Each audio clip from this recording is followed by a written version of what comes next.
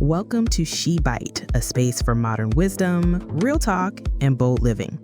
I'm Luna, your slightly chaotic, deeply curious co-host, who's here to explore what it means to live fully, freely, and on your own terms. And I'm Gloria, part practical thinker, part quiet rebel, and always here for the kind of conversations that stay with you.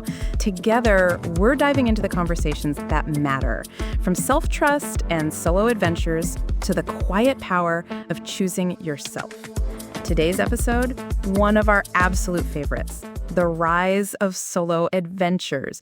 Because, let's be honest, if you're waiting for someone else to buy the ticket, make the plan, or book the brunch, you might be waiting forever. We're unpacking why more women are doing things solo and why that's not sad, weird, or selfish. It's liberating. So whether you're walking alone, driving somewhere quiet, or simply hiding from people, this one's for you. Okay, Gloria, when do you think the shift happened? This rise in women choosing to go solo? Honestly, I think it started quietly. During the pandemic, we all had to sit with ourselves. For many women, that was the first time they realized, I actually enjoy my own company. Or at least it wasn't as scary as we were taught. And now we're seeing solo travel trends explode, especially among women in their late 20s to 40s. Yes, searches for solo female travel have gone up over 200% in the last few years. But it's not just about boarding a plane alone. It's also going to the movies alone, eating dinner alone, spending a weekend just with yourself. Because here's the truth. Solitude and loneliness aren't the same thing. Say it again for the women in the back. Solitude, chosen. Loneliness, disconnection. Solo adventures are about reconnection to self, to joy, to intuition. Okay, so let's get practical. If someone's listening right now and thinking, I want to do this, but I'm nervous, where do they start? Start small. Go to your favorite cafe alone and leave your phone in your bag. Order something indulgent. Notice the people around you. Be with yourself. Oof, that phone part stings a little. It always does. But here's the reward. The more time you spend with yourself, the more you trust yourself. If you're ready for something bigger, try a weekend trip to a nearby town. Pro tip, use these tools we love.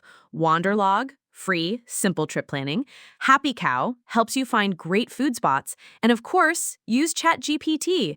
Say, plan a 2-day trip for me in Florence under $300 with good food and museums. We'll do it in 10 seconds. Those are great ideas, Luna. I think we need to add that we should not forget to leave space for spontaneity. Some of the best moments happen when there's no itinerary. And trust your instincts. If something feels off, don't question yourself. You're allowed to leave. You're allowed to pivot. Solo doesn't mean unsafe. It means aware and aligned. Let's get honest. What does it actually feel like when you do something alone for the first time? At first, awkward. You might feel like everyone's staring at you. They're not. They're wondering if they could do it too. Exactly. Then, if you stay present long enough, you feel this surprising peace. Then a rush of, wait, I don't need anyone to do this? It's empowering. And that's the magic. You get to set the pace of your own life. You'll probably laugh, you might cry, and you'll definitely realize you are so much more capable than you've been told. Ah, Gloria, that hit me right in the heart. I remember the first time I booked a solo weekend by the sea. Just me, a tiny room with peeling paint and no plans. At first, I felt awkward, like I had to perform relaxation, if that makes sense. But by the second day, I was walking slower, eating slower, thinking slower. I didn't even open my laptop. And for the first time in a long time, I wasn't trying to prove anything. I was just being. It was messy and freeing and absolutely unforgettable. So yeah, setting your own pace, it's not just a vibe. It's a revolution. Let's address the fear. Fear of being judged, of being alone, of looking like you have no friends. Because for so many women, it's not the logistics of doing things solo, it's the story we've been told about what that looks like to others. That sitting alone means you're lonely. That going to a movie alone means you couldn't find someone to go with you. That booking a table for one is somehow sad. But it's not. It's powerful. It's self-trusting. It's saying, I am enough company for this moment. And the beautiful thing, once you face that fear and do the thing anyway, it loses its grip on you. Every solo adventure becomes a little act of rebellion and a big act of coming home to yourself. You're rewriting the script because society taught us that women need to be accompanied to be safe, wanted, or successful. Like, we've been conditioned to think that a woman alone is a woman to be pitied, or fixed, or rescued. But honestly, some of the most magnetic, grounded, radiant women I know are the ones who take themselves out, who know how to fill their own cup before asking someone else to pour into it. It's not about shutting people out.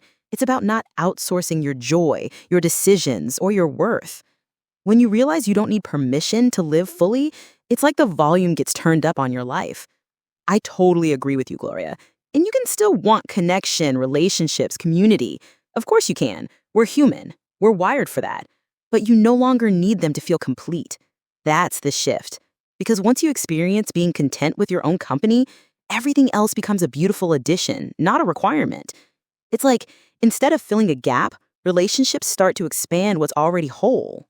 You know, looking back at everything we've talked about today, the solo adventures, the fears, the freedom, it all comes down to one simple truth.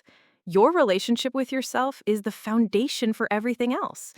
When you learn to enjoy your own company, to listen to your own voice, and to trust your own pace, you start living life on your terms, not someone else's. And that's the kind of power that can't be taken away. Okay, listeners, your SheByte challenge for the month is simple but powerful. Take yourself on one solo adventure this summer. It could be a walk without your phone, a dinner just for one, a leisurely browse through your favorite bookstore, or even a 2-day solo escape.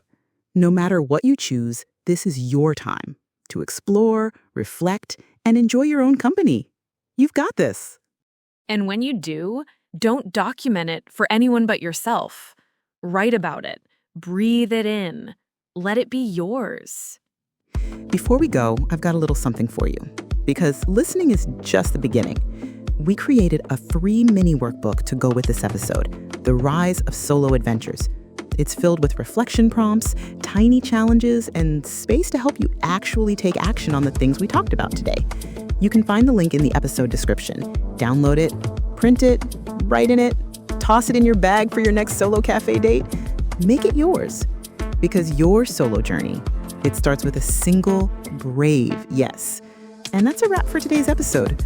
Gloria, thank you so much for being here and sharing your wisdom with us.